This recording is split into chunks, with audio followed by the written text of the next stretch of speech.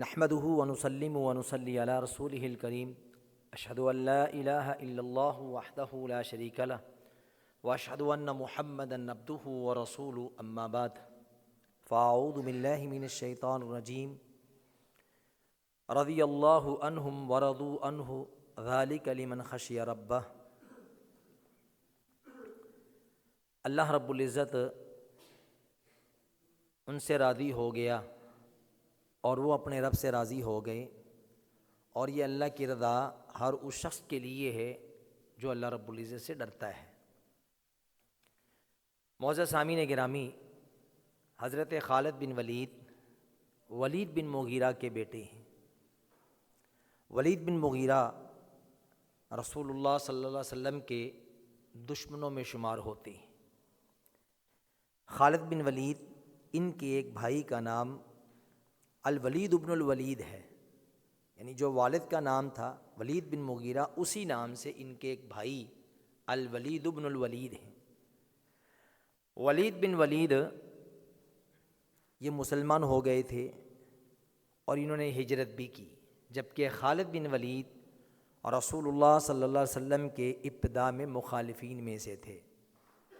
خالد بن ولید رضی اللہ تعالیٰ عنہ کے بارے میں امام ذہبی رحمہ اللہ کا یہ تبصرہ ہے کہ سیف اللہ تعالی، اللہ کی تلوار، فارس الاسلامی، اسلام کے شہسوار، لیس المشاہدی، جنگوں کے شیر، السید الامام الکبیر، بہت بڑے وقت کے امام، قائد المجاہدین، مجاہدین کے قائد جرنیل، ابو سلیمان المخدومی المکی ہیں۔ حضرت میمونہ بنت حارث کے بھانجے ہیں جو کہ ام المومنین ہیں۔ پھرتیلا جسم تھا، عقابی نگاہیں تھیں، سوچ بڑی بلند تھی، اور پختہ ارادہ کر کے جنگ میں جانے والے، بڑی شمشیر زنی کرنے والے، نیزہ زنی کرنے والے مہم جو خالد بن ولید رضی اللہ تعالی عنہ۔ جنگ عظیم، اس کے ایک جرنیل روم کے، جن کے نام میں مجھے ضبط بیان کرنے میں شاید غلطی لگے، آپ اصلاح کیجئے گا، روم کے جرنل ایروون رومیل، یہ 1891 میں پیدا ہوئے اور 1941 میں وفات پا گئے، اور یہ فیلڈ مارشل کے عہدے تک گئے ہیں۔ ان سے کسی نے پوچھا کہ آپ جنگوں میں کامیاب ہوتے ہیں، اس کا راز کیا ہے؟ تو روم کے اس جرنل نے بتایا تھا کہ میں نے مسلمانوں کے جرنیل خالد بن ولید کی تاریخ کو پڑھا ہے، اور میں اسی انداز سے دشمن پر حملے کرتا ہوں۔ آپ اس سے اندازہ لگا لیجئے کہ لوگوں نے حضرت خالد بن ولید کو اپنایا، جنگی حربے، جنگی چالیں ان سے سیکھی۔ خالد بن ولید رضی اللہ تعالیٰ عنہ یہ صلح حدیبیہ تک کوئی مسلمان نہیں ہوئے تھے، بلکہ مسلمانوں کے مخالف تھے۔ صلح حدیبیہ کے موقع پر 7 ہجری میں جب عمرہ کرنے کے لیے رسول اللہ صلی اللہ علیہ وسلم تشریف لائے، تو آپ نے خالد بن ولید کے بھائی الولید بن الولید سے پوچھا، این خالد بن الولید، خالد بن ولید کہاں ہے؟ کیونکہ رسول اللہ صلی اللہ علیہ وسلم یہ کہا کرتے تھے کہ خالد کی فہم و فراست، دانشمندی اور عقل اس بات کی گواہی دیتی ہے آج نہیں تو کل کسی نہ کسی دن یہ ضرور مسلمان ہو کر آئے گا۔ آپ ان کا پوچھتے تھے خالد بن ولید کہاں ہے؟ تو خالد بن ولید اپنے بارے میں خود کہتے ہیں کہ میں اس موقع پر غائب ہو چکا تھا مکہ سے، کہ مجھے مسلمان بھاتے نہیں تھے، خاص طور پہ رسول اللہ صلی اللہ علیہ وسلم مجھے نہیں اچھے لگتے تھے، تو میں غائب ہو چکا تھا۔ تو میرے بھائی نے پھر مجھے خط لکھا کہ بھائی نظر تو نہیں آیا، چلو خط لکھ کے دے جاؤں، بھائی تو پڑھ لے گا۔ اس میں انہوں نے اس چیز کا تذکرہ کیا کہ رسول اللہ صلی اللہ علیہ وسلم نے تیرے بارے میں پوچھا ہے۔ اور اس خط میں کیا تھا؟ اس خط میں یہ تھا، اللہ اکبر، بسم اللہ الرحمن الرحیم، اما بعد انی لم ارى اعجب من ذهابك رأيك عن الاسلام، میں بڑا تعجب کرتا ہوں کہ اسلام کے معاملے میں تمہاری رائے کیا ہے، تم دور دور بھاگتے ہو۔ وَعَقْلُكَ عَقْلُكَ، تجھے اللہ نے بڑی عقل دے رکھی ہے۔ وَمِثْلُ الْإِسْلَامِ يَجْهَلُهُ أَحَدٌ، تیری طرح کا بندہ اسلام سے بھلا جاہل رہ سکتا ہے؟ اور اس میں یہ لکھا کہ نبی صلی اللہ علیہ وسلم نے پوچھا ہے کہ خالد بن ولید کہاں ہے، تو میں نے نبی صلی اللہ علیہ وسلم کو فرمایا ہے یأتی اللہ بہ، اے اللہ کے نبی، اللہ رب العزت میرے بھائی خالد بن ولید کو ضرور بضرور ایک دن آپ کے پاس لے کر آئے گا۔ خالد بن ولید کہتے ہیں کہ اس میں یہ جملہ بھی موجود تھا کہ رسول اللہ صلی اللہ علیہ وسلم نے فرمایا ما مثلہ جہل الاسلام، خالد بن ولید جیسا بندہ اسلام سے جاہل نہیں رہ سکتا۔ اور ساتھ ساتھ یہ کہا فاستدرک یا اخی ما قد فاتک، اور میرے بھائی اس اسلام کو حاصل کر لے، تم سے بہت کچھ فوت ہو چکا ہے۔ قد فاتت کا مواطن صالحہ، اچھی اچھی صورتیں، اچھی اچھی حالتیں تم سے فوت ہو چکی ہیں، اسلام کو قبول کر لے۔ خالد بن ولید کہتے ہیں کہ بعد میں وہ خط مجھ تک پہنچا، جب میں نے خط کو پڑھا تو میرے دل میں اسلام نے جگہ پکڑ لی۔ پھر میں نے سوچا کہ یہ محمد صلی اللہ علیہ وسلم یہ مکہ میں آ گئے جہاں سے ہم نے نکالا، یہ عمرہ کر کے جا رہے ہیں، میں اس مکہ کو چھوڑ کے میں حبشہ کی طرف چلا جاتا ہوں۔ پھر دل میں آیا کہ حبشہ کا باشی تو خود مسلمان ہو چکا ہے، محمد صلی اللہ علیہ وسلم پر ایمان لا چکا ہے، اور اس کے ساتھی جو مہاجر ہیں وہاں عیش کی زندگی بسر کر رہی ہیں، وہاں نہیں جاؤں گا۔ پھر میں نے سوچا کہ میں روم اور فارس چلا جاتا ہوں، وہاں جا کے یہودیت اور عیسائیت کو اپنا لیتا ہوں۔ پھر میں نے کہا نہیں، بہت ہو گیا، میرے دل میں اسلام نے جگہ پکڑ لی، تو میں مکہ سے مدینہ کے لیے نکلا۔ جب میں نکلنے لگا تو راستے میں مجھے اکرمہ بن ابی جہل ملے، راستے میں صفوان بن امیہ ملے۔ میں نے ان سے تذکرہ کیا، آؤ محمد صلی اللہ علیہ وسلم کے ہاتھ پہ بیعت کر کے مسلمان ہو جائیں، اس لیے کہ ان شرف محمد شرف لنا، محمد کا شرف ہمارے لیے شرف بن جائے گا۔ تو انہوں نے کہا کہ نہیں، ہم کبھی بھی اس شخص کے ہاتھ پہ بیعت کر کے مسلمان نہیں ہو سکتے، مر جائیں گے لیکن محمد کے دین کو نہیں اپنائیں گے۔ جب میں آگے گیا تو کہتے مجھے آگے جانے کے بعد عثمان بن طلحہ ملے جن کے پاس کعبہ کی چابیاں تھیں۔ میں نے ان سے تذکرہ کیا کہ آؤ عثمان چلتے ہیں محمد صلی اللہ علیہ وسلم کے پاس، اسلام قبول کر لیتے ہیں، اللہ ہمیں عزتوں سے نوازے گا۔ تو عثمان بن طلحہ کہنے لگے میں تو خود اسی کی طرف جا رہا ہوں۔ کہتے پھر ہم آگے گئے تو آگے حضرت عمر بن عاص مل گئے، انہوں نے ہم سے پوچھا این مسیرکم، اور جوانوں کہاں جا رہے ہو؟ تو ہم نے کہا آپ کا ارادہ کیا ہے؟ کہا میرا ارادہ یہ ہے کہ میں بھی مدینے کی طرف جا رہا ہوں، میں محمد کے ہاتھ پہ مسلمان ہونا چاہتا ہوں۔ تو کہا ہمارا بھی یہی ارادہ ہے۔ تو یہ تین صحابہ، یہ تین شخص، خالد بن ولید، عثمان بن طلحہ اور حضرت عمر بن عاص، تینوں پھر مدینہ طیبہ چلے گئے۔ وہاں جا کے رسول اللہ صلی اللہ علیہ وسلم کے ہاتھ پہ بیعت کر کے مسلمان ہوئے۔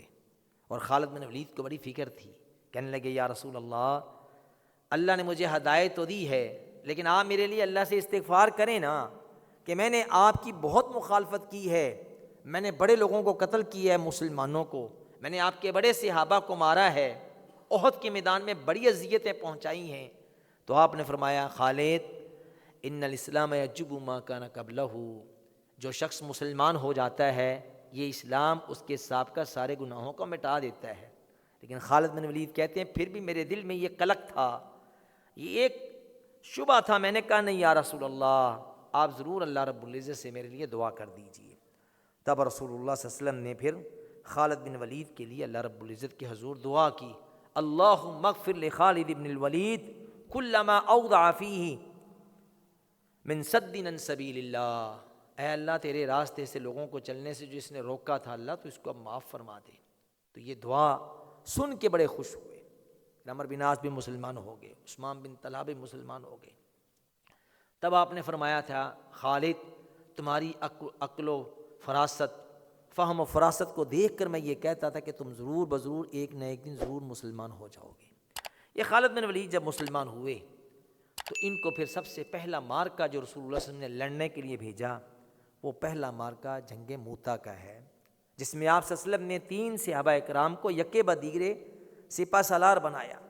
سب سے پہلے زید بن حارثہ، فرمایا اگر زید بن حارثہ شہید ہو جائیں تو ان کے بعد پھر جعفر بن ابی طالب مسلمانوں کے سپہ سالار بنیں گے، اگر جعفر شہید ہو جائیں تو پھر عبداللہ بن رواحہ بنیں گے، اس کے بعد مسلمان جس کو چاہیں اپنا امیر سپہ سالار منتخب کر لیں۔ جنگ ہوئی، اس جنگ میں یہ یکے بدیگرے ایک ایک کر کے تینوں سپہ سالار شہید ہو گئے۔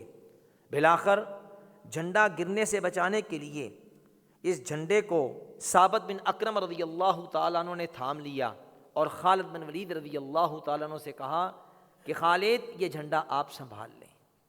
خالد بن ولید کہنے لگے کہ آپ بدری صحابی ہیں، بدر میں شریک ہونے والے ہیں، آپ کا درجہ میرے مقابلے میں کہیں زیادہ ہے، میں اس کا حق ادا نہیں کر سکتا، یہ جھنڈا آپ سنبھالیں۔ تو ثابت بن اکرم نے کہا نہیں خالد، اس کا صحیح حق ادا تم کر سکتے ہو۔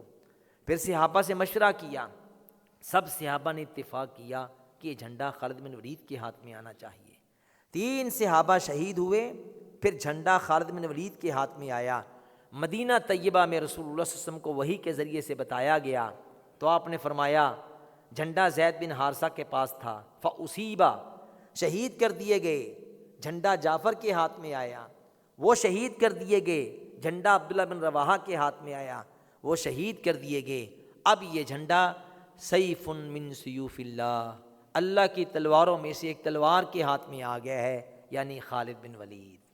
پھر خالد بن ولید بڑی احتیاط کے ساتھ اپنے سارے ان جانساروں کو لشکر کے چنگل سے بچاتے ہوئے بیک میں لے آئے۔ پھر اگلے دن مارکا ہوا، خالد بن ولید نے فوج کی ترتیب چینج کر دی۔ یہ وہ جو رومی جرنیل تھا نا، وہ جو حملے کیا کرتا تھا، وہ اکیلا رات کے وقت دشمن کی فوج میں گھس جایا کرتا تھا۔ اس نے کہا میں نے خالد بن ولید کی سیرت پڑھی ہے، ان کے طریقوں کو اپنایا ہے۔ خالد بن ولید نے یہ جنگ موتا کو جتوایا کس طرح تھا؟ جب اپنی فوج کو واپس لے آئے، بچانے میں کامیاب ہو گئے، اگلے دن ترتیب ہی بدل دی۔ اگلے دن کیا کیا؟ انہوں نے نوجوانوں کو کہا کہ گھوڑے لشکر کے پیچھے لے جاؤ اور گھوڑوں کو بس دوڑاتے رہو دوڑاتے رہو دوڑاتے رہو۔ کہنے لگے مقصد کیا ہے؟ کہا بس تمہارا کام گھوڑوں کو دوڑانا ہے، باقی انشاءاللہ میں سب کچھ دیکھ لوں گا۔ گھوڑوں کو خالی بھگایا گیا۔ بھگانے کا نتیجہ کیا نکلا؟ آگے مسلمانوں کا لشکر ہے، پیچھے گھوڑے بھاگ رہے ہیں، دور دور تک دھدل ہی دھدل ہو گئی، ہر طرف مٹی کا دھواں اڑ گیا۔ پھر خالد بن ولید نے کہا اب کرو ان کفار پر حملہ، اور وہ ڈر گئے کہ لگتا ہے مسلمانوں کو مدینہ طیبہ سے کمک آ گئی ہے اور فوج آ گئی ہے، اتنا دھواں، مٹی کی دھدل، وہ سارے کے سارے دشمن یہ دھدل دیکھ کے بھاگ گئے کہ خالد بن ولید کے پاس لگتا ہے مدینہ طیبہ سے مزید جانسار آ گئے ہیں۔ اس طریقے سے مسلمانوں کو انہوں نے فتح سے ہمکنار کیا۔ اس کے بعد رسول اللہ صلی اللہ علیہ وسلم جب خالد بن ولید واپس آ گئے، اسی جنگ میں ان کے ہاتھوں سے 9 تلواریں توڑوائی تھی اللہ رب العزت نے، پھر ان کو سیف من سیوف اللہ کا خطاب ملا تھا۔ واپس آنے کے بعد فتح مکہ کا مارکا آتا ہے۔ رسول اللہ صلی اللہ علیہ وسلم نے فرمایا میری یہ پوری کوشش ہے کہ اس مکہ کی حرمت کو پامال نہ کیا جائے، حکمت و دانائی کے ساتھ ہم جہاد کریں گے، میری یہ تمنا ہے کہ بغیر لڑائی کے ہم مکہ کو فتح کر لیں۔ تو رسول اللہ صلی اللہ علیہ وسلم نے اپنے ان صحابہ کو تقسیم کیا۔ اس وقت حضرت خالد بن ولید رضی اللہ تعالی عنہ کو رسول اللہ صلی اللہ علیہ وسلم نے ایک فوج کا سپہ سالار بنایا، اور سپہ سالار بنانے کے بعد انہیں بھی سمجھایا کہ لڑنا نہیں ہے، کوشش یہ کرنی ہے کہ بغیر لڑائی کی ہم مکہ کو حاصل کر لیں، لیکن اگر دشمن نے حملہ کرنے کی کوشش کی تو پھر ان کا مقابلہ کرنا ہے۔ ادھر مکہ کے نوجوان جو عظیم جرنیل گنے جاتے تھے کفار کے، ان میں اکرمہ بن ابی جہل تھے اور صفوان بن امیہ تھے، سہل بن عمر تھے۔ انہوں نے ایک لشکر تیار کر کے خالد بن ولید کا مقابلہ کرنے کے لیے تیاری کر لی، لیکن خالد بن ولید نے ان تینوں کو بھگا دیا اور ان کو شکست ہوئی، یہ بھاگ گئے۔ اس کے بعد بغیر لڑائی کے اللہ رب العزت نے مکہ کو فتح نصیب فرما دی۔ تیسرا مارکا فتح مکہ کے 5 دن کے بعد مقام نخلہ میں عزا بت کا تھا۔ یہ ایک دیوی تھی جس کی قریش کے لوگ خصوصاً بنو ہاشم اس کی عبادت کیا کرتے تھے، اور یہ بڑا بت گنا جاتا تھا مشرکین مکہ کا، جس کا تذکرہ قرآن مجید میں بھی موجود ہے۔ الکم الذکر ولہ الانثی تلک اذا قسمۃ ضیزیٰ، اس میں اللہ نے اس عزا کا تذکرہ کیا ہے۔ نبی صلی اللہ علیہ وسلم نے خالد بن ولید کو مقرر کیا کہ تم نے اس بت کا خاتمہ کرنا ہے۔ خالد بن ولید گئے، پھر انہوں نے اس بت کا خاتمہ کیا، اور اس بت کا خاتمہ کرتے وقت ان کی زبان سے یہ شعر نکلا۔ وہ الفاظ کیا تھے؟ کفرانکی لا سبحانکی، کفرانکی لا سبحانکی، انی رأیت اللہ قد اہانکی، میں تیرا انکار کرتا ہوں۔ یہی وہ خالد ہیں جو اسلام لانے سے پہلے اس کو عزت کی نگاہ سے دیکھا کرتے تھے۔ کہنے لگے کفرانکی لا سبحانکی، کوئی تیری تسبیح بیان نہیں کرتے، تیرا انکار کرتے ہیں۔ انی رأیت اللہ قد اہانکی، میں دیکھ رہا ہوں کہ اللہ رب العزت نے تجھے ذل و رسوا کر دیا ہے۔ اس بت کا خاتمہ کیا۔ وہاں پر ایک عورت بھی تھی جس کی پوجا کی جاتی تھی، بڑے بڑے بالوں والی، چھوٹے سے قد والی، لوگ اس کی بھی پوجا کرتے تھے۔ پھر رسول اللہ نے خالد بن ولید کو بتایا تھا کہ اس کا بھی خاتمہ کرنا ہے، اس کا بھی خالد بن ولید نے سر قلم کر دیا۔ اس کے بعد چوتھا مارکہ غزوہ حنین کا ہے۔ جنگ حنین میں مسلمانوں کی تعداد بہت زیادہ تھی، مشرکین کی تعداد بہت کم تھی، لیکن صحابہ اکرام کے ذہنوں میں یہ چیز آ گئی کہ آج ہماری تعداد زیادہ ہے اور ہم فتح حاصل کر لیں گے۔ لیکن آپ کو پتہ ہے کہ غزوہ حنین میں بنو حوازن اور غزوہ حنین میں جو وہاں کے لوگ تھے، تیر انداز تھے، انہوں نے مسلمانوں کو بڑا نقصان پہنچایا۔ اس موقع پر بھی خالد بن ولید کو بنو سلیم کا آپ صلی اللہ علیہ وسلم نے سپہ سالار بنایا اور مقدمۃ الجیش کے طور پہ انہیں آگے روانہ کیا۔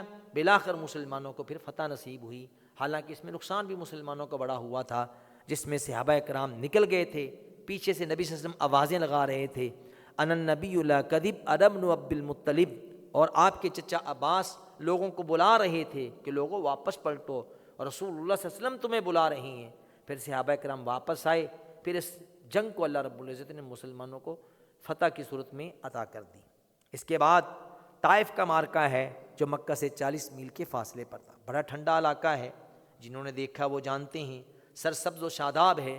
رسول اللہ صلی اللہ علیہ وسلم کی یہ تمنا تھی کہ اس طائف کے علاقے کو فتح کیا جائے، لیکن اس میں بھی قتل و غارت نہ کی جائے۔ یہاں بنو ثقیف اور بنو حوازن کے لوگ رہتے تھے۔ یہ وہی طائف ہے جہاں پر رسول اللہ علیہ وسلم کو پتھروں کی بارش کی گئی تھی، آپ کو زخمی کیا گیا تھا، تب بھی آپ نے بد دعا نہیں دی تھی، یہی تمنا کی تھی کہ یہ نہیں تو ان کی نسلیں مسلمان ہو جائیں گی۔ یہاں پر پھر خالد بن ولید رضی اللہ تعالیٰ عنہ کو بنو سلیم کی قیادت میں آپ نے جب روانہ کیا، انہیں یہی سمجھایا کہ خالد پوری کوشش کرنا، بغیر لڑائی کے اس علاقے کو فتح کر لینا۔ خالد بن ولید اس موقع پر گئے، مہاجرین کی قیادت عمر فاروق کر رہے تھے اور بنو سلیم کی قیادت خالد بن ولید کر رہے تھے۔ بنو ثقیف اور حوازن والوں نے کیا کیا؟ انہوں نے اپنے آپ کو قلعہ میں بند کر لیا۔ خالد بن ولید نے آواز لگائی، انہیں للکارا، نکلو باہر اگر تمہارے اندر ہمت ہے لڑنے کی۔ انہوں نے کہا ہم نہیں نکلیں گے، ہم نے اپنے قلعے میں 2 سال کا راشن اکٹھا کر رکھا ہے، ہم 2 سال تک اندر بیٹھے رہیں گے لیکن نکلیں گے نہیں۔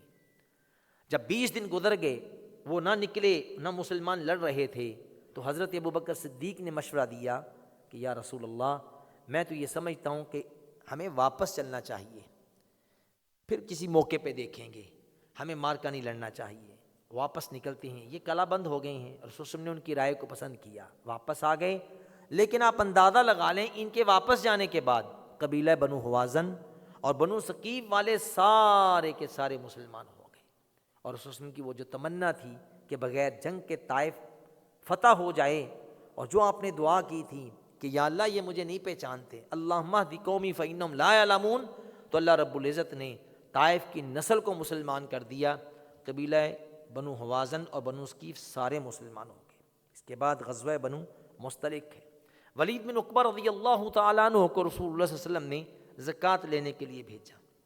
جب یہ زکوٰۃ لینے کے لیے گئے تو وہاں سے آگے لوگ تیر و تلوار اٹھا کے آ رہے تھے ان کے استقبال کے لیے، انہوں نے سمجھا ہمیں مارنے کے لیے آ رہے ہیں، یہ واپس آ گئے۔ کہا یا رسول اللہ، بنو مستلق والوں نے زکوٰۃ دینے سے انکار کر دیا، بلکہ میرے قتل کے در پہ لگ گئے۔ آپ صلی اللہ علیہ وسلم نے خالد بن ولید کو صحابہ کی ایک سپہ دے کر بھیجا، فرمایا جاؤ خالد، اس کی تحقیق کرو کہ یہ بات کہاں تک سچی ہے، اور اگر وہ زکوٰۃ دینے سے انکار کرتے ہیں تو ان سے مار کر لڑا جائے گا۔ خالد بن ولید گئے۔ خالد بن ولید نے حکمت عملی کا تقاضا کرتے ہوئے اپنے چند سپاہیوں کو بھیس بدلوا کے بنو مستلق کے علاقے میں داخل کر دیا۔ وہ بھیس بدل کے اندر گئے، جب اندر جا کے دیکھا فجر کی نماز جماعت کے ساتھ ہو رہی ہے، دین و دنیا کی باتیں دین کی باتیں چھوڑ کے دنیا کی باتیں چھوڑ کے دین کی باتیں ہو رہی ہیں، ایک دوسرے کو دین کی تبلیغ دی جا رہی ہے۔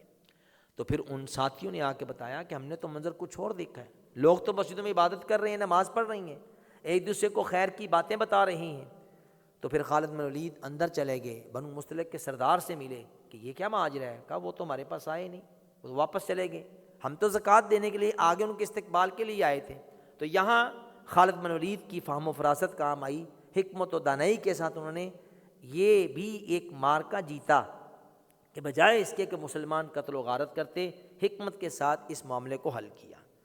اس کے بعد غزوہ تبوک کا مارکا ہے، جس میں رسول اللہ صلی اللہ علیہ وسلم مدینہ سے 686 کلومیٹر دور گئے، اس میں خالد بن ولید بھی تھے، اور اس میں رسول اللہ صلی اللہ علیہ وسلم کے ساتھ جانے والے 10,000 صحابہ تھے، اور 20 دن تک وہاں پر بیٹھے رہے، صحابہ کے لشکر کو بڑے اچھے انداز سے ترتیب دیا۔ خالد بن ولید کو مقدمۃ الجیش ہراول دستے کا سربراہ بنایا، میمنہ کے طلحہ بن عبید اللہ، میسرہ کے عبد الرحمن بن عوف کو مقرر کیا، اور 20 دن تک رومی فوج کو جرأت کے ساتھ، دلیری کے ساتھ لڑنے کی دعوت دی کہ آؤ لڑو، تم نے کہا تھا ہم مدینے کو ختم کر دیں گے، مسلمانوں کا خاتمہ کر دیں گے، ہم تو تمہارے علاقے میں آ گئے ہیں۔ ہرقل فوج کے نظم و نسق کو دیکھتے ہوئے اپنی فوج کو واپس لے گیا، اور رسول اللہ صلی اللہ علیہ وسلم پھر 3 ماہ کے بعد واپس آ گئے۔ دومت الجندل کی لشکر ہوئے، اس میں بھی آپ صلی اللہ علیہ وسلم نے عقیدر بن عبد المالک، یہ سردار تھا ان کا دومت الجندل کا، تو آپ سب نے فرمایا خالد تم نے اس مارکے کو لڑنا ہے، لیکن میری یہ خواہش ہے کہ عقیدر جو سردار ہے، عقیدر بن عبد المالک، اسے زندہ گرفتار کر کے میرے سامنے پیش کرو، میری یہ تمنا ہے۔ خالد بن ولید گئے دومت الجندل میں، جب وہاں پر پہنچے انہوں نے قلعے بند کیے ہوئے تھے، سو رہے تھے سارے، رات کے وقت قلعے کی دیوار کے ساتھ جنگلی بھینسا یعنی نیل گائے وہ دروازے کو مار رہی ہے، ایڑیاں مار رہی ہے، اپنے کھر مار رہی ہے۔ تو عقیدر بن عبد المالک اپنی اہلیہ کے ساتھ اپنے کمرے میں تھا، اس نے آواز سنی، جب دیکھا تو باہر ایک نیل گائے ہے، اس کی بیوی اس کو کہنے لگی عقیدر یہ جنگلی جانور اللہ نے تیرے لیے بھیج دیے شکار کرنے کے لیے، اس کو پکڑ کے لاؤ۔ یہ عقیدر باہر نکلا، گائے بھاگ گئی، اس کے پیچھے بھاگا، بالآخر یہ جنگل میں چلا گیا، تو خالد بن ولید نے اس کا گھیراؤ کر کے اسے زندہ پکڑ لیا، اور پکڑ کے آپ صلی اللہ علیہ وسلم کے سامنے پیش کر دیا۔ آپ حیران ہوئے کہ انہوں نے آپ صلی اللہ علیہ وسلم کی ہوئی بات کو پورا کر دکھایا۔ عقیدہ بن عبد المالک کو پکڑا، پھر ان کو سرے نگوں کر لیا۔ اس کے بعد پھر خلافت ابوبکر صدیق کا دور آ جاتا ہے۔ حضرت ابوبکر صدیق کے زمانہ میں خالد بن ولید کو مارکا دیا گیا، کون سا؟ مدعیان نبوت کا، جھوٹے نبی پیدا ہو گئے تھے۔ طلحہ بن خویلد اور مالک بن نویرہ، انہوں نے صلی اللہ علیہ وسلم کی زندگی میں نبوت کا دعویٰ کر دیا۔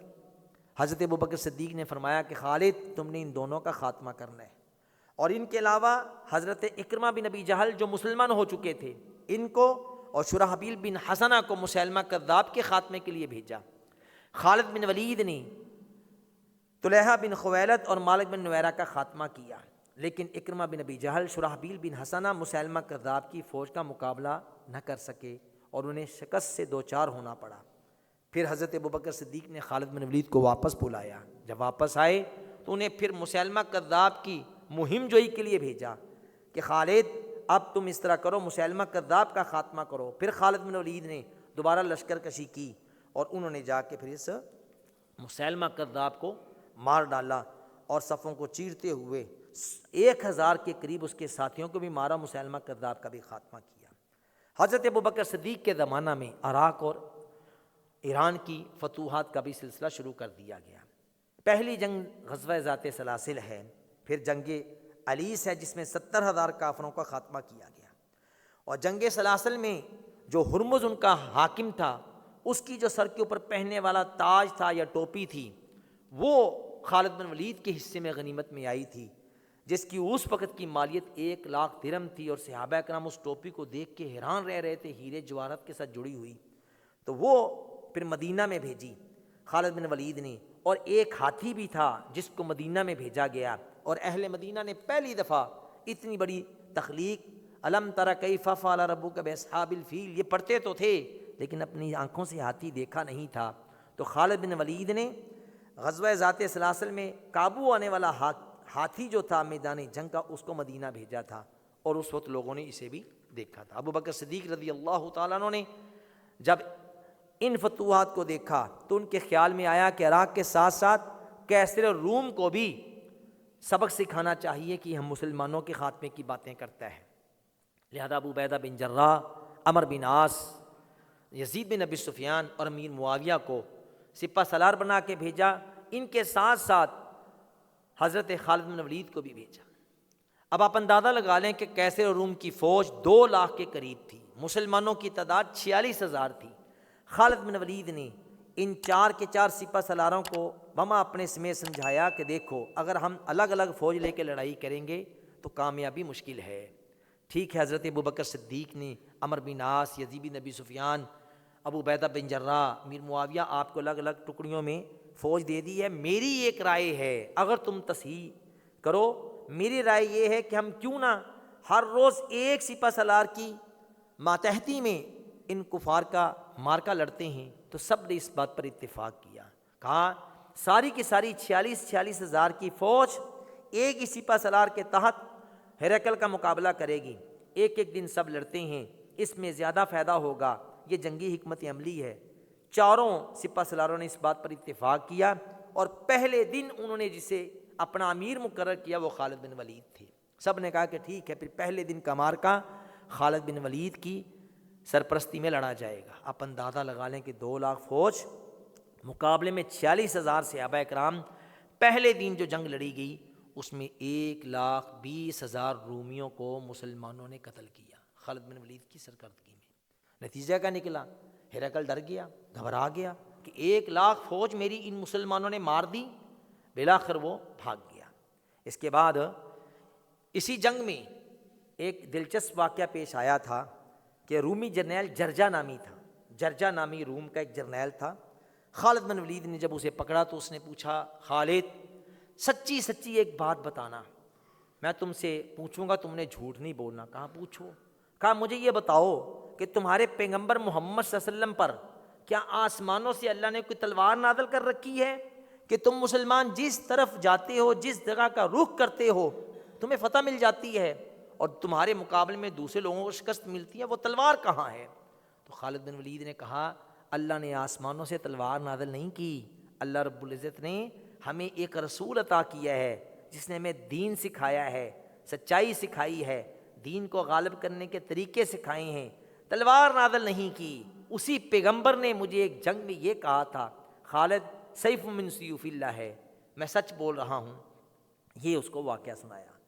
اور اسی جنگ میں ایک جرنیل مسلمان ہوا تھا، رومی، اس نے کہا تھا خالد مجھے ذرا یہ بتاؤ کہ یہ جو تم کام کرتے ہو، تم جیت جاتے ہو، اگر اس میں داخل ہونا تو طریقہ کار کیا ہے؟ میں نے کہا کلمہ پڑھو مسلمان ہو جاؤ۔ پھر وہ جرنیل مسلمان ہو گیا۔ جب وہ مسلمان ہوا تو اس نے پھر 2 رکعتیں نفل ادا کیے تھے، اور اس کے بعد اسی جنگ میں وہ بھی لڑتا ہوا شہید ہو گیا تھا۔ خالد بن ولید رضی اللہ تعالی عنہ یہ ساری زندگی جہاد کرتے رہے، اسلام لانے سے پہلے بھی جنگوں میں جیتے تھے، اسلام لانے کے بعد بھی ہمیشہ جنگوں میں جیتے ہیں، اور ان کی عمر کتنی تھی؟ 50 سال۔